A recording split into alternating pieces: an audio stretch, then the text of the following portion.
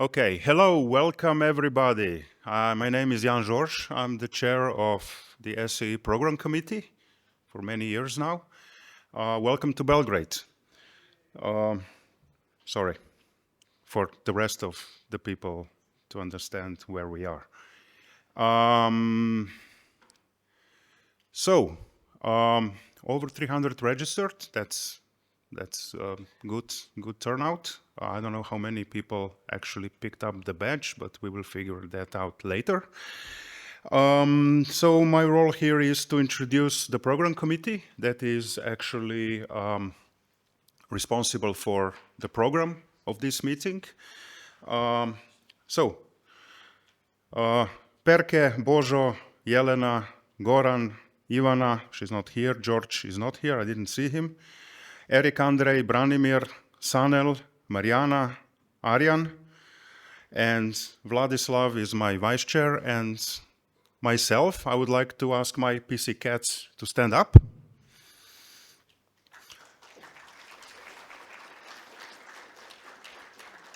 So if you are happy with the program, please talk to these people. If you are not happy with this program, please talk to the same people, okay? All right, appreciation. We would like to thank the RIPE NCC staff for all the work and organization efforts they put in this event. Please, a round of applause. Also, big thanks to the local host, RNIDS, SOX, and Ratel. I would also like, we have Mirjam here with us. She is the RIPE chair. She is the big boss of the community.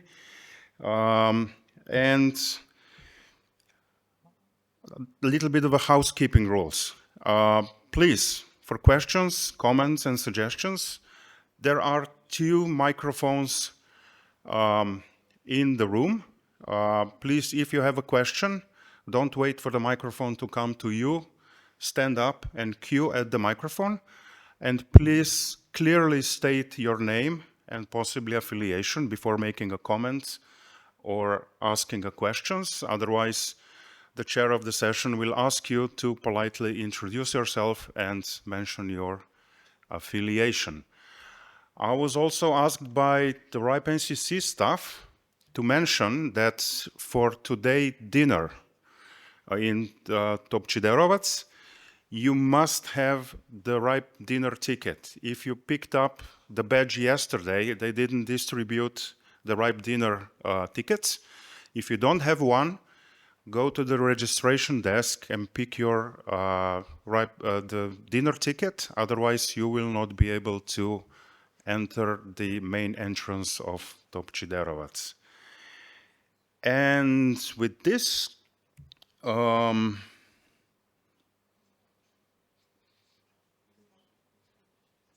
nope. Are there any questions? Hang on. Nope. Okay, where is Hish?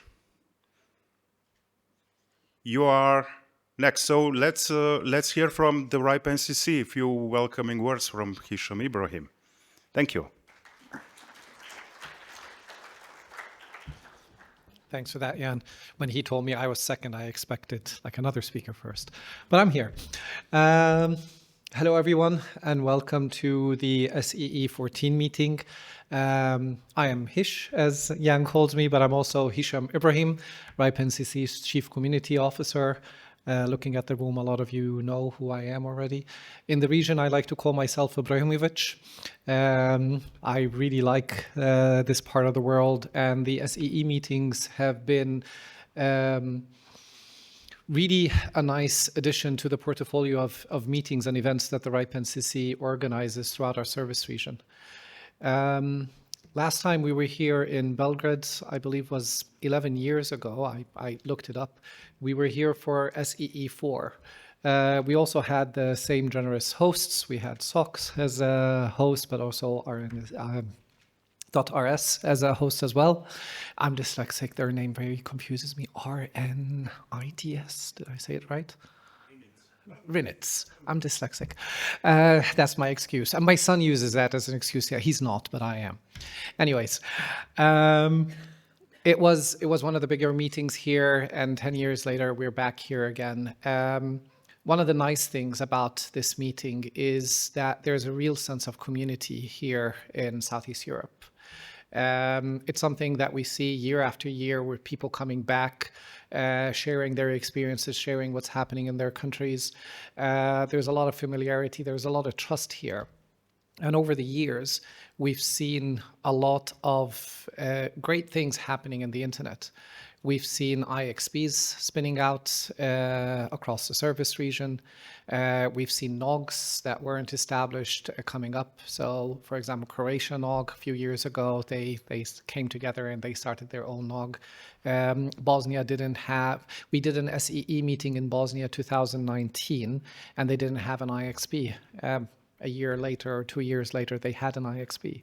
So we can really see real impact and change because of meetings like this where people come together and discuss. I know these are the opening part of the meeting, but actually this meeting has been going on since yesterday with smaller side meetings happening. Yesterday, the IXPs all came together and met and started sharing their experiences. We had Albania represented, we had Kosovo represented, we had Bulgaria, we had Romania, we had Bosnia, Sarajevo, and they're planning on doing one in Banja Luka. Where else did we have people from? Serbia, obviously. We had exchanges from all part of the service region here, just talking about what they're seeing and how they're seeing things and how they're growing and what their challenges are. This morning, there was a governmental roundtable as well, where we had representatives from the regulators in the region here. Again, naming some countries, and I hope I don't miss anybody, but we had Bulgaria, we had Albania, we had obviously Serbia, Bosnia, Croatia, and more countries represented here, all coming together and talking about matters related to the internet. And now the great work that Jan mentioned the program committee is putting will take this a step further. And all these discussions help push the needle a little bit more in terms of harmonizing, in terms of progress, in terms of understanding what obstacles you might be facing and understanding that others may be facing the same one or have faced it and how they've dealt with it. And that's really the biggest and strongest part about communities like that. Without further ado, and Jan asked me to take up like 10 minutes. I think I'm mostly taking up the 10 minutes for that. He's timing me. But please enjoy everything this meeting has to offer, from the social events to the networking coffees. Walk up to people, shake their hands, introduce yourself. I don't need to tell you this part of the world is like one of the friendliest, nicest to people like myself that are not from the region here. And Jan says I still have more minutes. So please take advantage and discuss. This would be a great opportunity for you to know and learn more. One thing I'll plug in very quickly, I'm sure it's going to be in the slides as well. Last year, we came with the Big Right meeting. We did that in Romania. This year, we're coming back to the region again. In the fall meeting, we're going to be in Bulgaria. So we are trying as much as possible to come to Southeast Europe and making it easier for all of you to attend and participate more, not just in the regional meetings, which we organize in the region here, but also trying to bring some of the bigger meetings as well. And I'm sure you're going to hear more about that from Mirjam when she talks. With that, thank you very much, and I wish you a very successful event. Thank you.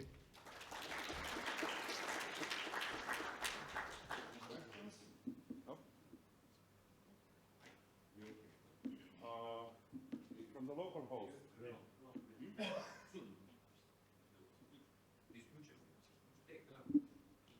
Okay, ove radi. From the local host, please, RNIDS is the first one. Thank you.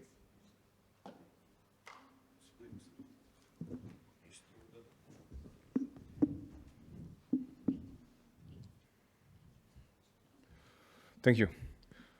Dear guests and colleagues, welcome to Belgrade.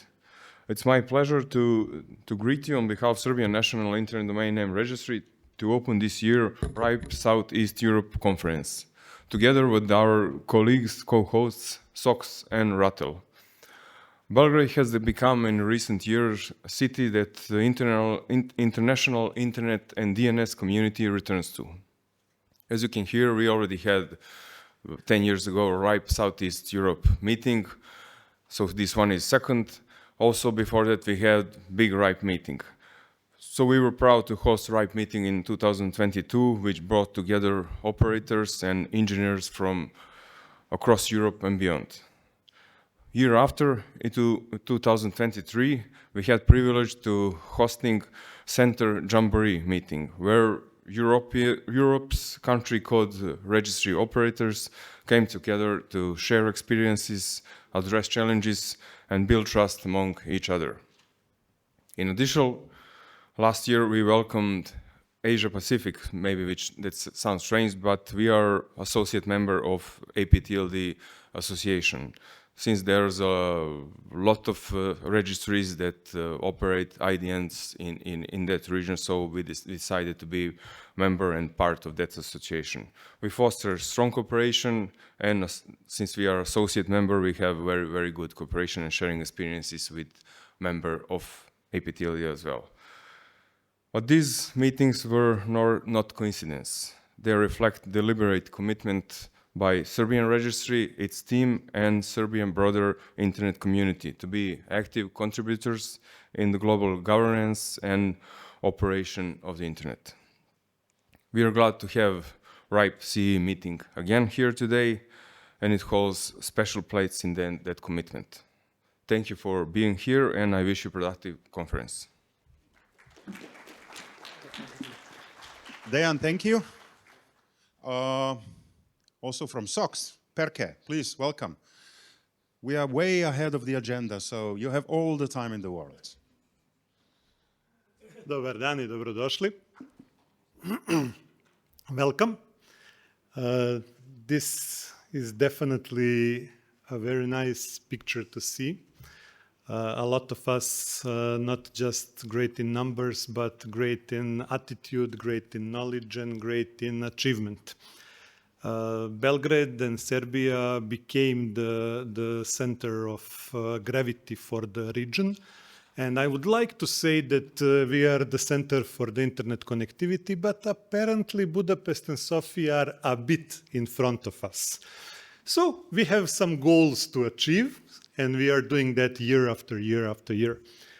We at SOX are very proud. For these 15 years, we managed to bring here in Belgrade at least 10 different international events.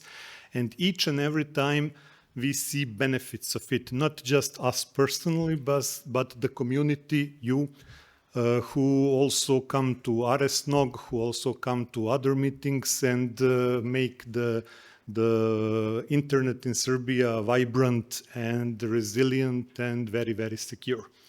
So we have some more sponsors apart from RIPE, SOX, and RNIDS and Rattel. There is Interlir, Internet Society, Nokia, Interlan. We thank all of you. Without you, this would be a different event. But again, RIPE is the backbone of this community building effort, and we should all actually thank to RIPE. So, more or less, that's it from SOX. Jan? Thank you, Perke. Now, we are way ahead of the agenda. You were not chatty at all. Any questions? Nope. All right. Then we have our chair of the RIPE community, Mirjam Kühne, please.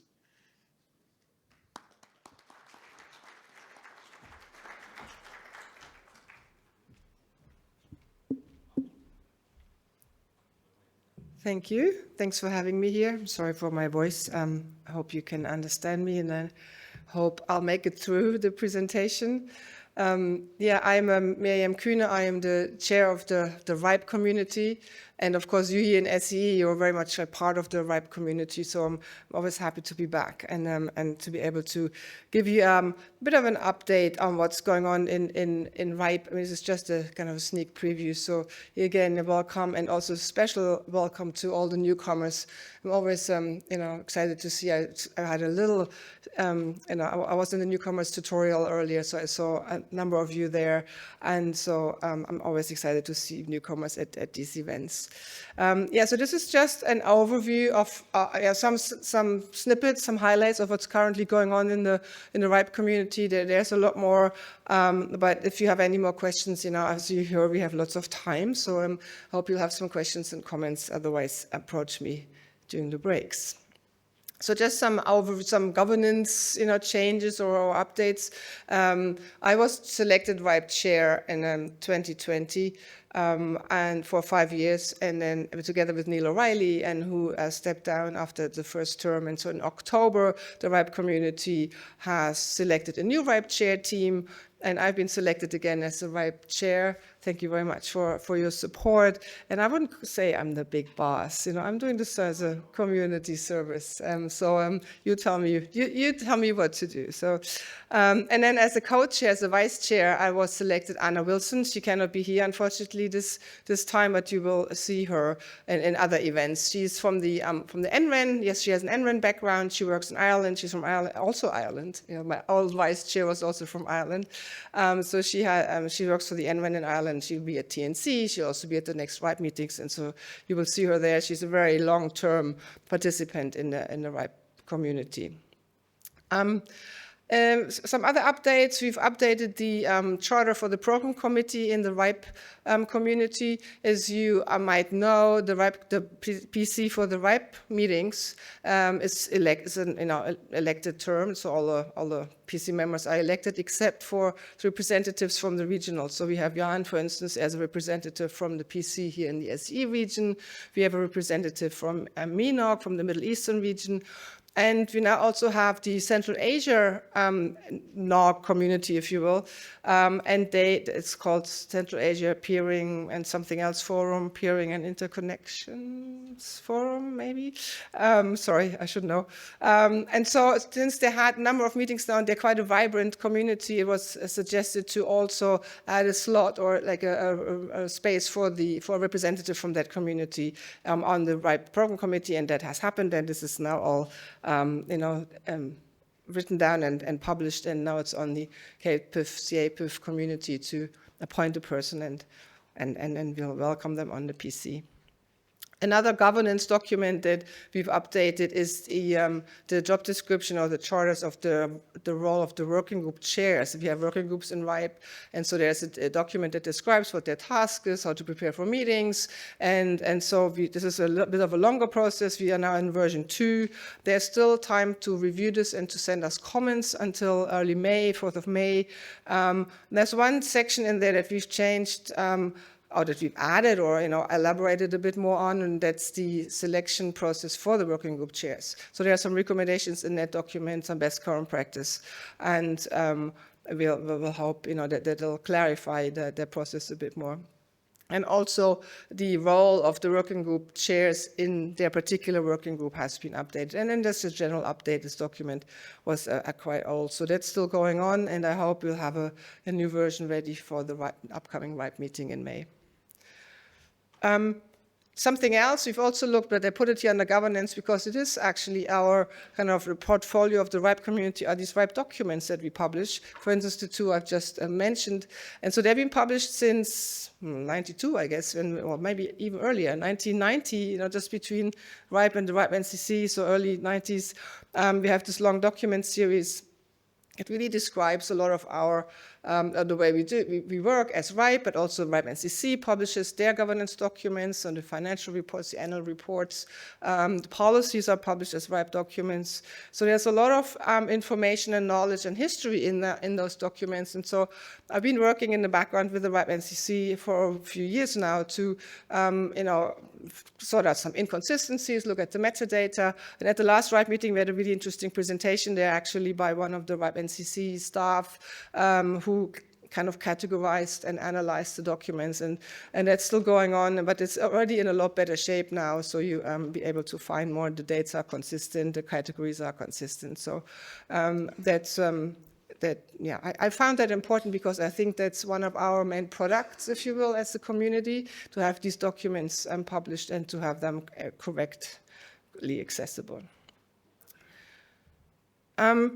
Then also what's happening from time to time, the working group chairs, the working groups have terms, working group chairs, and so there are a number of working groups who are looking for candidates. Some deadlines have already passed, but those working groups here on the slide, address policy, database, DNS, and IoT, they're looking for new co-chairs, and they've sent out calls for candidates, and the selections will then take place during the RIPE meeting in May.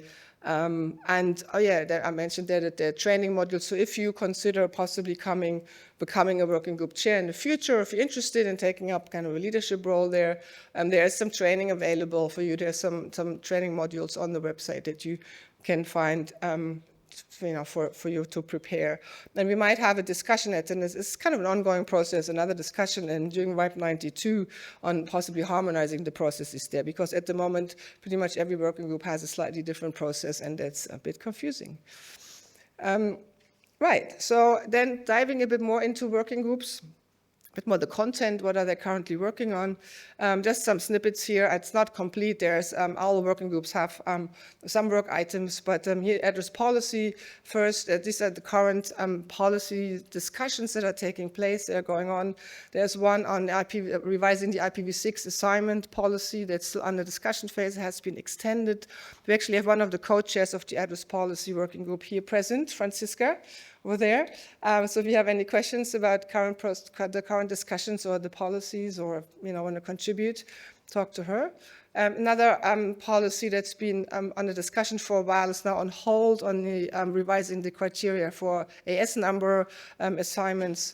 And then there's also an ongoing discussion about the status of legacy address space, and of the address space that's been assigned to organizations before the whole RIR system got into place, and also the relation or the status of the address space in terms of transfers. How does that behave there? So there will be probably a presentation during the RIPE meeting on that as well, and there is some discussion on the mailing list on that topic. In the database working group is going through a number of, they call them numbered work items. It's kind of the action items that they are working on together with the RIPE NCC. They've ticked off another one, a numbered work item number 20. That was a requirement for contact methods in the database. I think it still said something about, list your telephone number here and your house address or something. And there were some suggestions to update, make it, be able to also add your signal handle or other contact methods that you might want to use there. So that's been agreed, and that's been implemented by the RIPE NCC for the RIPE database. In the routing working group, there was a policy, and this should actually be, I didn't mention the name policy here, but this is actually a policy that was agreed and discussed and agreed in the routing working group to revoke persistently non-functional delegated RPKI CA, certificate authorities, and there was consensus, and it's been implemented by the RIPE NCC, and it's also been discussed and agreed in other regions, so this will probably be consistent in other RIR regions as well. And then also I'm working with the routing working group chairs, so there's we're possibly going to have a special session on routing security during the RIPE meeting, but it's not decided yet. And lastly here, I want to highlight the cooperation working group, because they're also involved in organizing this roundtable, government roundtable here. I'm Desiree, one of the co-chairs. Desiree Milosevic, are you here? She's not here right now, but she was also organizing the roundtable meeting early on with government representatives, and she's one of the co-chairs of the cooperation working group, which brings together government representatives and the technical community, and they're really active in following specifically also regulations and directives from the EU.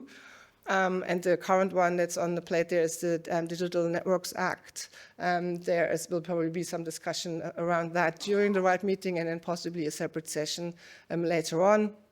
And there's also on the mailing list, if you're interested in that, there's a discussions about the RIPE NCC's ENAM service, like under e164.org. It's kind of a bit of a niche project, or service, but if you're interested in that, there is some discussion on the mailing list on that. Right, and then lastly, just want to highlight some broader kind of community outreach. I mentioned this to some of you here also, I think in the NOC organizers meeting, this came up. The importance of attracting new people into our communities, right? So we all know we want to have new people in the community, and how do we attract them? How do we make sure they come back? I noticed earlier there are a number of newcomers here. I really hope you feel kind of welcome and included, and you find this useful so that you come back. And so in the RIPE community, we have now started a new, a lot more elaborate fellowship program. You might know, the RIPE NCC is organizing a fellowship program where we actually you can apply, and then if you pay your travel and your RIPE meeting fees to come to a RIPE meeting. Now and then you come to a RIPE meeting. If you're lucky, you get a mentor at the meeting, and then that's it. You're kind of thrown in. And so we've worked on a lot more extensive fellowship program, which to be honest, we stole a lot from other communities. Others are already doing this. We're a bit late in the game, but I'm really proud of this one. I hope this works out really well, because it involves a lot of community involvement and engagement as well. So we start the program a lot earlier. So we have one application round per year. So the fellow applicants, they get thrown into this whole training program, and they also get a coach assigned to them from the community. And I was so happy to see so many volunteers from the community, really experienced community members, and they were all really excited to participate in this. And it's quite a bit of work to be a coach for this fellow, and the fellows also have to put a lot of work into it. But the hope is that when they come to the RIPE meetings, they will already be prepared. They have a kind of a purpose. They feel included. They already have made contacts beforehand. They met the other fellows. They met with the coaches. And so this will hopefully be a bit more meaningful participation and a long-term investment into the next generation RIPE meeting participants. And we're still going to continue to have the kind of the regular low-key mentorship program, of course. If you want to come, if you're new and you come to the RIPE meeting outside the fellowship program, you will still be able, of course, to have a mentor assigned during the meeting as well. And Alistair, who's also here, he's running the program for the RIPE meeting as well. And then just a few words. The RIPE chair team is usually also out and about and attending meetings. And I've attended the Roundtable Government meeting also in Brussels a few weeks ago. So RIPE NCC organizes for governments there in the Brussels circles, which was very interesting. I was on the panel there to talk about internet standards and what the operators community does in order to implement standards. We're also a lot at the technical meetings. As I said, Anna is more involved in the NREN community, so she'll probably be at the TNC this year. I've been at an small ICANN dialogues meeting last week to talk about internet outages. That was actually really interesting. We had like two big operators on the panel, and then me kind of representing the community. And I think the outcome really was that, while of course companies and operators do a lot in terms of fixing problems and making sure outages, get overcome and, analyzed and sharing information, all that, the key really is the community and the networks and the connections that we make in the community, and that you can call someone, even though they may be your competitor, that you can call them and find out, can you help me? And, I have this problem here. So this is why I think these events and these communities are so relevant and so important to all of us. And then, yes, I'm also participating in the RIPE NCC exec board meetings on a regular basis to represent the community there. And last but not least, just a pointer to the next RIPE meeting. The next one is in May in Edinburgh, Scotland. And the one after that, as Hisham has already mentioned, is going to be in Sofia in October, November timeframe. I don't have a pretty picture for that here, but there are little business cards out on the coffee table, so you can pick one up and you have the dates on there, so what week to reserve in your calendar. And just a sneak preview here for the RIPE 92, for the upcoming meeting.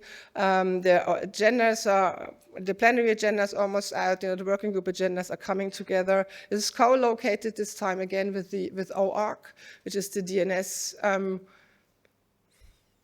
DNS operators community. I don't know what it even stands for, OARC. We co-located with them in the past in Prague, and it really worked out that a lot of DNS experts kind of stay on for the RIPE meeting. We also have a DNS working group in RIPE, and so there's a lot of collaboration there. So they'll be meeting again in Edinburgh the weekend before, 2 days before. We started a new initiative, public speaking. So that's also something maybe for I'll present, or anybody who wants to improve their presentation skills.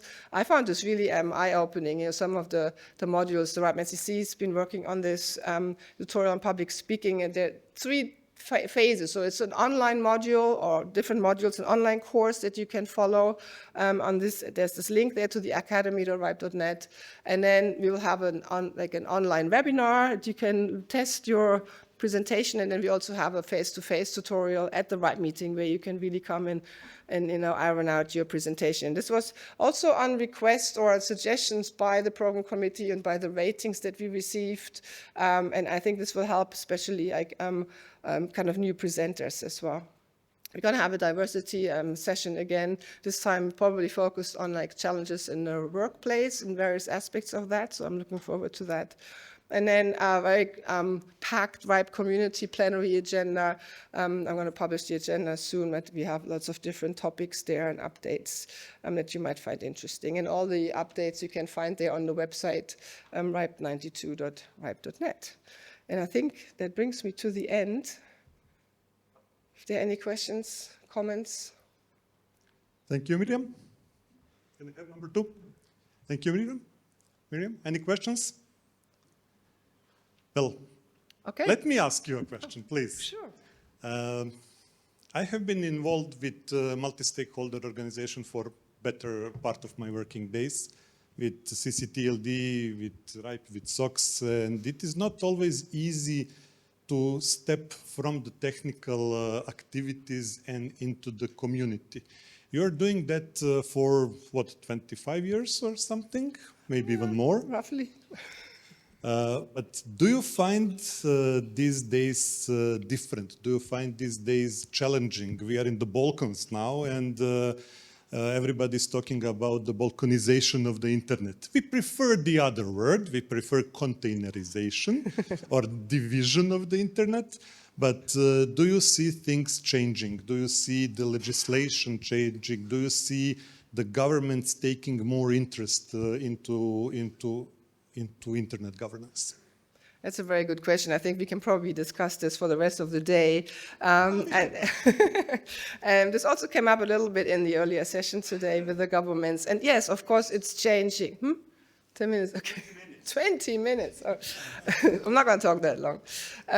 Yes, it's definitely more challenging, and obviously governments have a lot more interest in the internet today because it's like part of every part of our lives. Having said that, I do remember back in the day when some of you might remember Rob Bloxall, who was the first RIPE chair of the community, the RIPE community, many years ago, and I was working at the RIPE NCC, kind of very. Well, I don't want to say young, but kind of just started there. And we went together to Brussels and tried to explain to, government people how the internet works, what's the difference between a domain name and IP address and all that. And they did not listen 20 years ago. Well, I think they know a lot more today than back in the day. So I don't think we need to explain the difference between a domain name and an IP address anymore. There are other important topics. But so my point is that we've always done that work and that engagement with say the non-technical communities. So I think it was always important to reach out and to make sure we make people understand what we do and what the relevance is of the technical community, of the operators, what the role is of the network operators in all this. And I was really pleased to hear today a representative from the Commission acknowledging this, that the technical community, the operators, they are kind of the core of this. As long as we ensure that we continue to provide a stable underlying infrastructure, a stable internet, yes, then of course we have an important role to play. But yes, this is, I think we're both, government and technical community, we have to adapt, listen to each other, respect each other's expertise, and this is an ongoing effort. It takes energy. Thank you. If I may add on, your standpoint toward world conflicts is excellent, in my opinion. You did not take any sides. Okay, it is a topic today. We have wars today, and I would like to praise RIPE's standpoint for that. But another question, apart from politics, what about the big corporations? What about the Googles, the Facebooks, and now the AI companies of the world? Are their influence is their influence increasing? In the community? No, in technical part.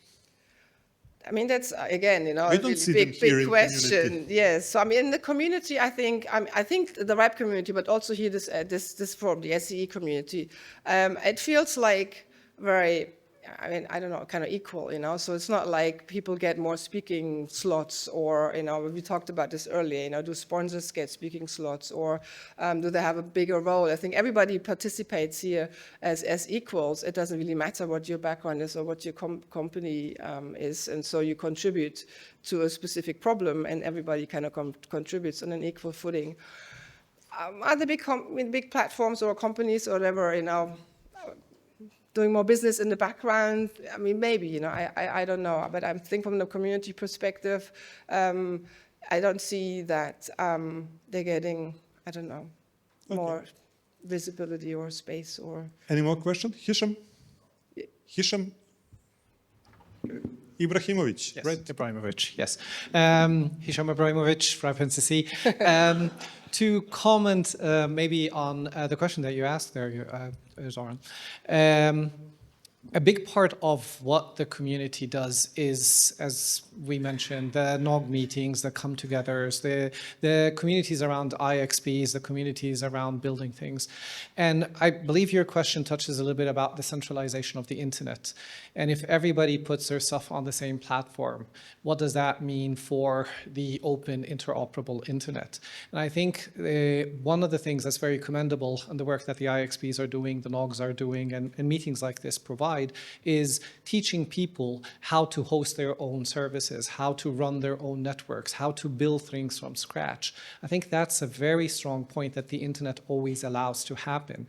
And the more we do this, the more we invest in this, the longer the tail becomes, and it kind of helps with the internet to continue to be open, permissionless, innovation, all the stuff that we like about the internet, because then you regain more of the control over how you route your traffic and where you want it to go and how you design security around your services, which is all stuff that we touch on in the community. And I think that's what the community does best. It really teaches and bootstraps that so that we don't fall all into one category at the end run.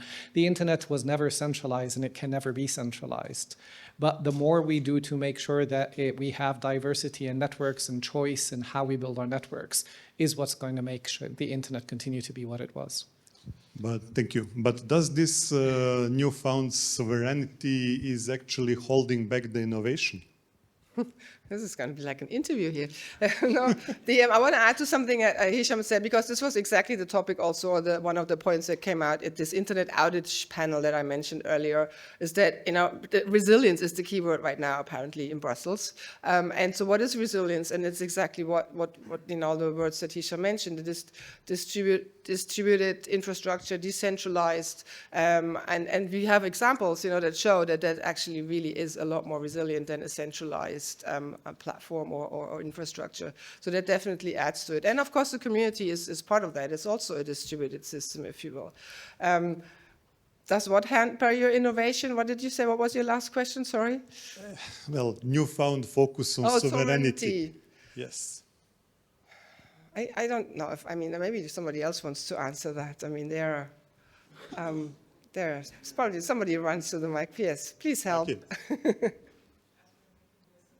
Or panel? Yes. Yes, great. Franziska Lichtbloß, SAP speaking for myself. I will actually... Please, the name. I know your name, but the rest. Franziska Lichtblau, SAP speaking for myself. Okay.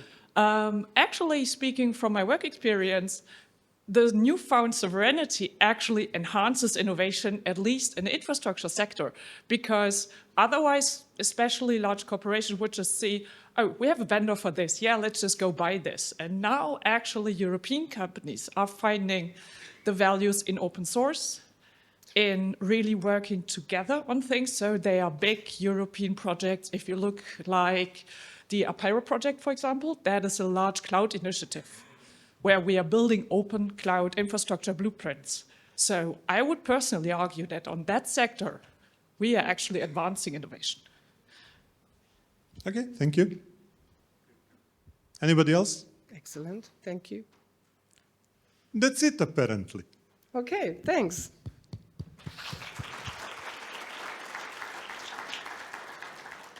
Oh, So, is this next? yes.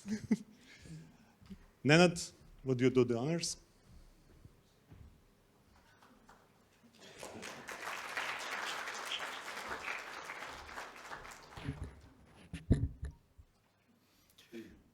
Good afternoon. Our topic is this evening or afternoon is how to try to catch the hackers before we feel the bad things from them. First idea is to install the honeypot. There are a lot of free projects about honeypot, and you can go to GitHub and try with searching. This is one of lists about some open source honeypots which can help us to catch the hackers. And we hope it should be enough to attract the hackers. What is also very important when you want to install the honeypot is to have nice camouflage so they don't recognize you as the honeypot.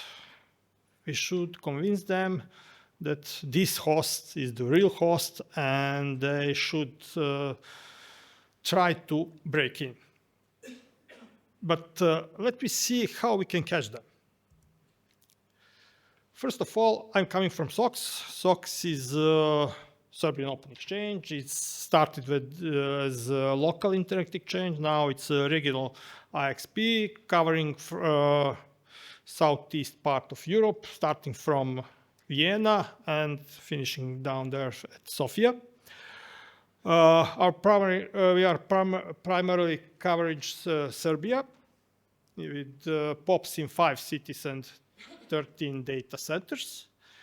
And as I said, we have POPs in Vienna, Austria, Ljubljana, Slovenia, Banja Luka, Republic of Srpska, Skopje, North Macedonia, and Telepoint and SDC in Bulgaria. Our traffic reached 1 terabits per second in peak. So we have a huge amount of traffic, and we hope that with appropriate fishing net, we can catch our fish or we can catch the hackers. Our idea is to place honeypots in different parts of our network and then to see if we can catch some fish in that river of traffic. For the beginning, we took a teapot project. It's a group of honeypots, more than 20 honeypots. Install it on one host and see what is going on. What will we catch at our network? First results were very interesting. In 24 hours, we recorded more than 400,000 attempts. So we were very happy because we thought we camouflaged our honeypot, we catch the real hackers, and that's good. But when we go deeply in analysis of our results, we see something different. First of all, where are the attackers from? our statistics show us the main country is Netherlands. Wow. We are all talking about Chinese, Russians, they're deadly hackers, but it's Netherlands. What is going on? Second place, United States. Well, our good friends from the United States are the biggest hacker. Something is wrong here.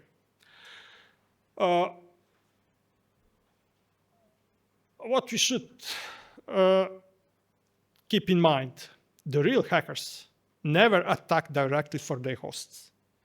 They have at least few relaying hosts, and then they attack us. So we see the last address, the last relaying host. And as you see, they are at Netherlands, United States, because they have a lot of hosts that are available for hacking. And definitely, they are not the guys that are attacking us. So first conclusion, these statistics are almost useless. We can see something here also. We have Ukraine at position 4, Vietnam, etc., etc., etc. So don't believe in all results that you have. You should think about them and try to analyze them and then to see if they are usable for you. Since we use Teapot as our platform, we also use information from Deutsche Telekom CERT, their database information. And they said almost all attackers are known attackers, as you can see. What is this known attackers? If we know who are the hackers, then we can go to police and say, arrest them, stop them, block them. Very strange, the definition, known attackers. Then we have a small group of mass scanner. Mass scanners are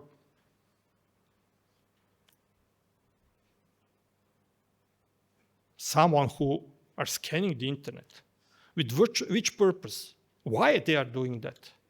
To provide some statistics or to provide the input for the real hackers.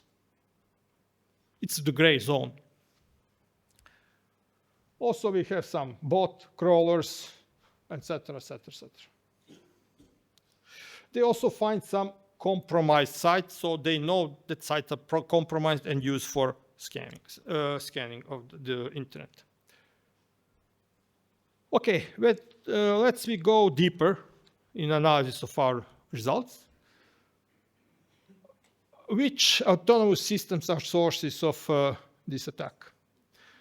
You have here the list of top 10 attackers, and you can find some cloud hosting like Google Cloud, uCloud, OVH Cloud, etc., etc. So not necessary from standalone, from some private hosts, but also from the cloud, because you can buy the resources on the cloud, you have a good internet connectivity, and you can be anonymized from through the cloud pretty well.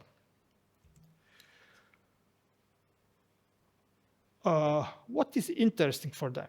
What are they looking for? You can hear statistics per country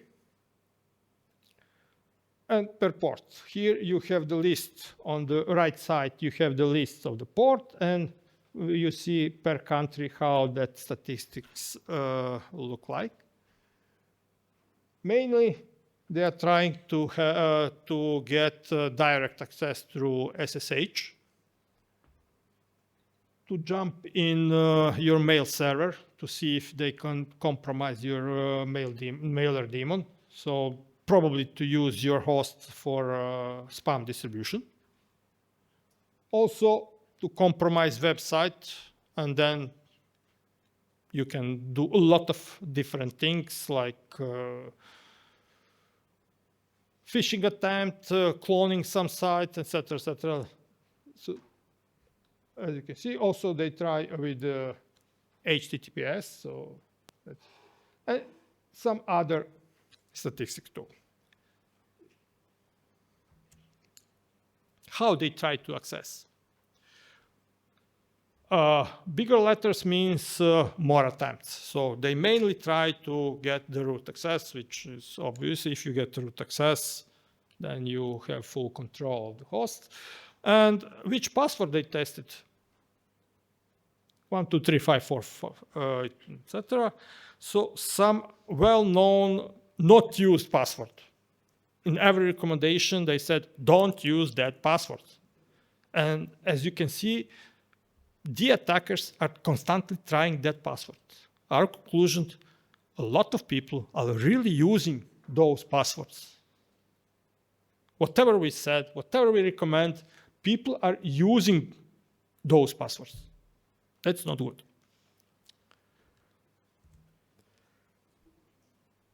One of our honeypots has a Suricata intrusion detection system, and our Suricata identifies some interesting things. You can see this here, the list of Suricata specification of the attack. So there are really some serious attempts to break in on that host.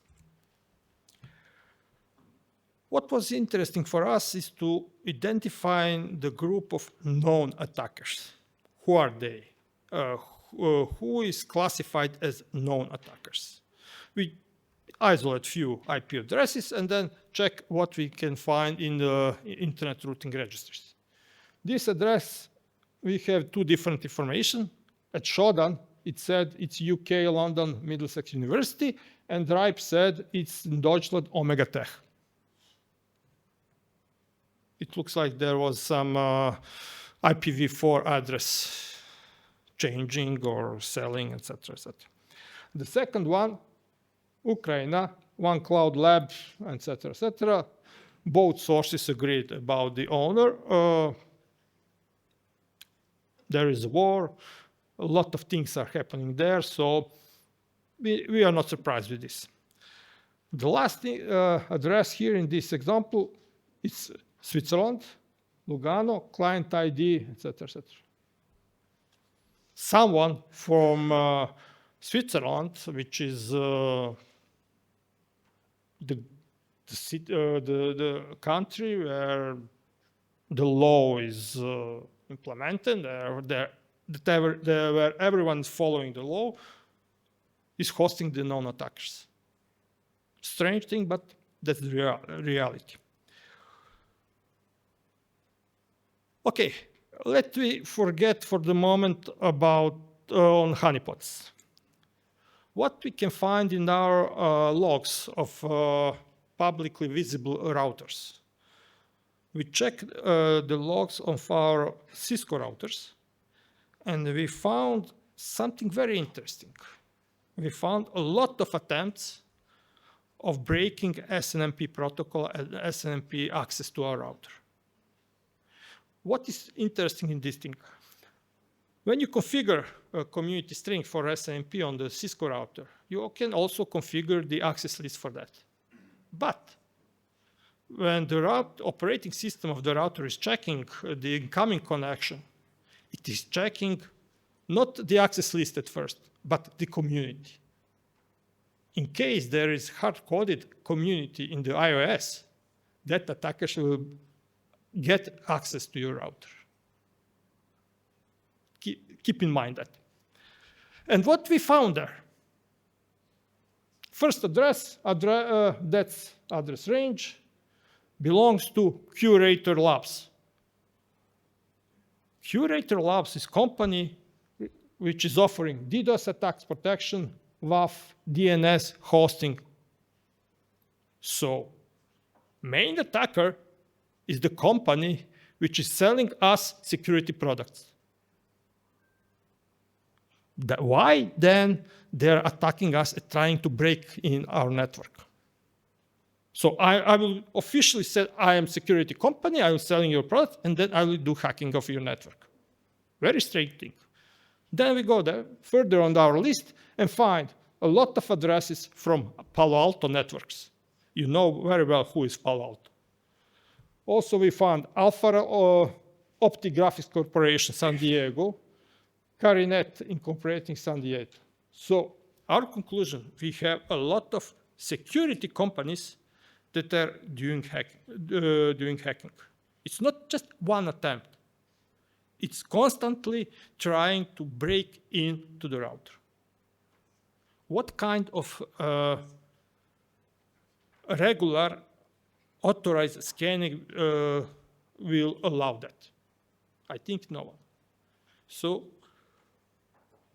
look at your logs and keep in mind that the attackers maybe are some officials. We also catch some Serbian attackers from Serbian other space, from Telekom Serbia, Altus Coast, SBAB, etc., etc. So they are also the other one which are trying to attack us. What Serbian attackers are trying to do, they're trying to break to websites, to get HTTPS access. A lot of them are checking Windows sharing. It looks like we have a lot of hosts on the internet with open Windows sharing, which will allow us to get the data from that computer. So we install Windows, we open everything, it's easiest for us, but we also leave the open door for the malicious actor on the internet. We can see here ports for scripting languages for websites, database access, etc., etc. As you can see, MikroTik is very popular in this area, so a lot of attacks are toward MikroTik to see if they can break in to some MikroTik routers. Since we are using teapots, we can access to Deutsche Telekom honeypot project information, and you can see all the information which they collect from all teapot installation, and they have thousands on the internet, about the source of the attacks and the target of the attacks. Our first conclusion that it was strange to have a lot of attacks from US or Netherlands is confirmed here. It's the situation all around the world. But our data analysis that I presented in a few slides, previous slides, show us that we really have the attackers from the United States. We really have the attackers from the Netherlands. And they officially said they are security companies. You should think about that. And finally, can we see here the real hackers? What we catch in our network of honeypots? There we see mainly a lot of security companies. We also found a lot of sites that are regularly scanning the internet, like Shodan, like Sensis, like Zumai. On those sites, the real hackers can verify the status of each IP address. So they don't need to do the scanning. They can already get the information and then do some real penetration or attack on some specific service. How it looks like at Shodan? We check our address with honeypots on Shodan site, and we see the report. So Shodan classify us as a honeypot hoster. If we want to catch the real hacker will not be catched by us, because they will know what we are. Just go to publicly available information. If someone wants to get the access to someone, go there, check the results of scanning, and then see or define the strategy how to break in. Similar situation is with ZoomEye, where you can see information about SOX honeypot, what is open, how it identifies us, etc., etc.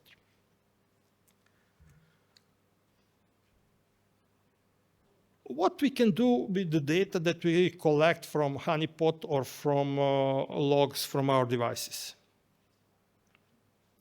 If you get the malicious IP address, the source of the attack, we can compare that address with our SFlow, NetFlow, or JFlow information, and you can identify if that hacker is going through a network, if it is attacking something else. You catch it on honeypot, but you can see that it is attacking some server, or it is attacking some other device where you didn't identify the attack. So this can help you to block the malicious traffic. Some kind of intrusion detection and prevention system, but on the complete level, or complete network level. In SOX, we have some additional project, we call it Inside project in developing a company, where we completely analyze SFlow data and NetFlow data and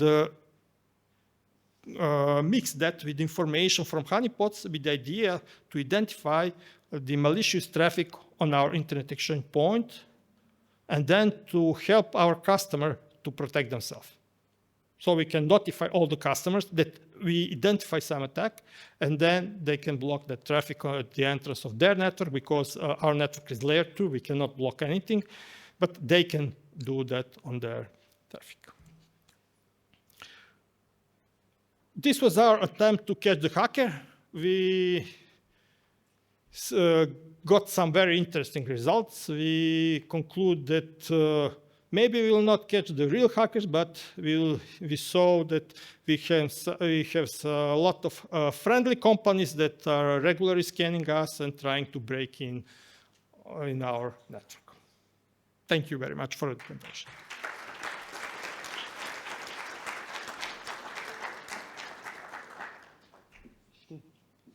Any question? Any questions? I'm sure you have questions.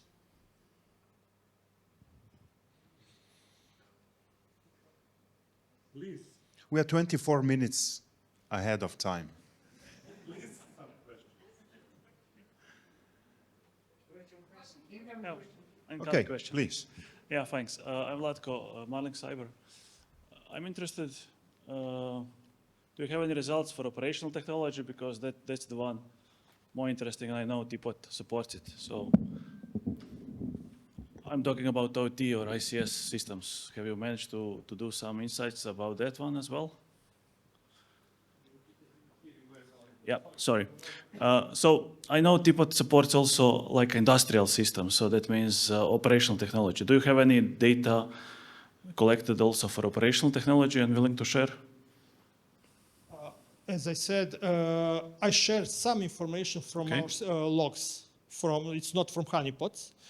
We have a lot of other data, but they are not prepared for public presentation yet. I see.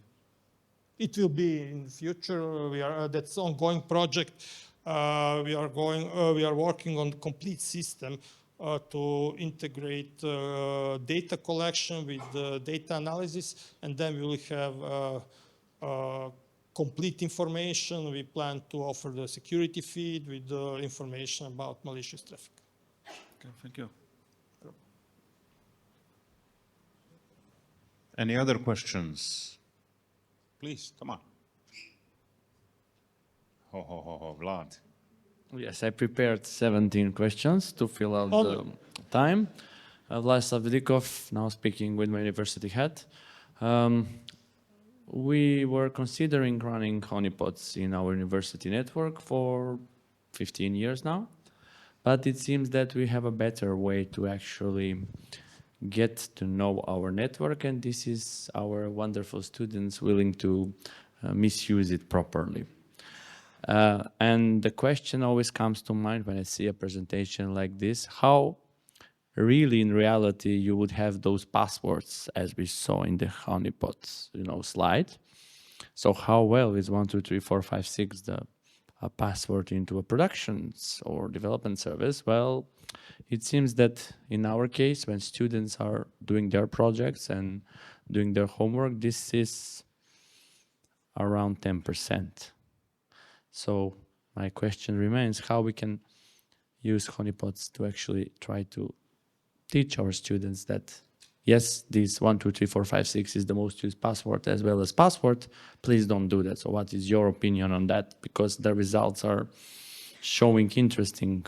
And I think that each of us can do similar results in his networks. And also I know why the Americans and the others are hacking, and this is not on them, but it's pretty easy and cheap to get a VPS into a cloud provider these days to actually attack you. As I said, we checked the source of the attacks regarding security companies, and those addresses belongs to those security companies. So it's not VPN, it's not anything. They are the scanners, definitely. Also that confirm with the SNMP. Why we check that? I identify the same companies on 2 other locations where they try to break into MikroTik routers. Those routers were hidden. They were used for VPN gateways. They use non-standard IP addresses. And we identified the traffic. They are constantly trying to break in. In every 2 minutes, they try to break in with different usernames, with different passwords. So it's not that, we don't have that anything. Who is this? They are. Regarding students, just show them the statistics. And that any attackers, first of all, we try with well-known password. If they are using if they are trying to attack with well-known password, it's obvious they have success somewhere. So it is obvious that people are using those well-known passwords. So if you want to compromise your system, use well-known password. It will be compromised. The rest, 16 questions? Well, you have 19 minutes left. Okay, please. Hello, my name is Sara. I'm from Unit International. I have a question regarding AI. Given that no one has spoken anything about AI in this, which is refreshing, but we know that AI is being used more and more today, especially in hacking. Do you think that the number that you had, like 420-something thousand attacks, is going to rapidly increase during the next stages in AI development? Definitely will be increased. A lot of those attacks are the result of scripts that are constantly scanning. It's not the man sitting behind the keyboard. And with AI, we will have more and more of attempts. So if you have anything connected to the internet, first of all, you should protect it with the proper firewall. Don't think, should I do it? Yes, you must do that. Well, Number 2. Well, you had to mention AI, so let's switch the theme now. But nevertheless, yes, AI will increase for sure. We heard Hrajko. But I would ask myself, do I need AI for that, or there is already existing well-known things to do, the scanning and doing stuff? I'm more afraid on how AI handles some other more mindful tasks. Especially, have you received recently a very good phishing mail who is almost remarkably cool, like was sent by a person? Well, this is the AI with bad black hats I'm afraid of. And this is already here, so we don't need to be afraid of it. On the other hand, I don't think AI will brute force anything faster than a good crypto hacker. like our students, we had some. So in the issue, it's faster to have a student who knows maths to actually break your algorithm than AI, but we'll see what the next 10-ish years will bring.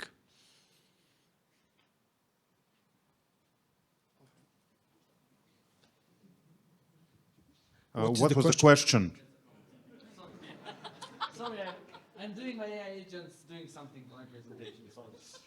Regarding AI, the last version of Kali Linux also has AI model for penetration testing. So AI is already here in security products to help us in different ways. Okay. Any more questions?